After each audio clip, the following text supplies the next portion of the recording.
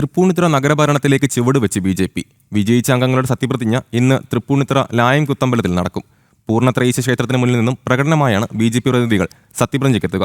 മുതിർന്ന അംഗവും ബി.ജെ.പി. നേതാവുമായ രാധിക വർമ്മയാണ് ആദ്യം സത്യപ്രതിജ്ഞ ചെയ്യുക. തൃപ്പൂണിത്തുറ നഗരസഭയിൽ LDF-നെ തറപറ്റിച്ച് ഏറ്റവും വലിയ ഒറ്റകക്ഷിയായ ബി.ജെ.പി. നേതൃത്വത്തിലുള്ള NDA നഗരഭരണത്തിലേക്കുള്ള ആദ്യ ചുവടുവയ്പിലേക്ക് കടക്കുകയാണ്. നഗരസഭയിൽ വിവിധ വാർഡുകളിൽ നിന്ന് തെരഞ്ഞെടുക്കപ്പെട്ട പ്രതിനിധികളുടെ സത്യപ്രതിജ്ഞ ചടങ്ങ് ഇന്ന് രാവിലെ 10-ന് നടക്കും.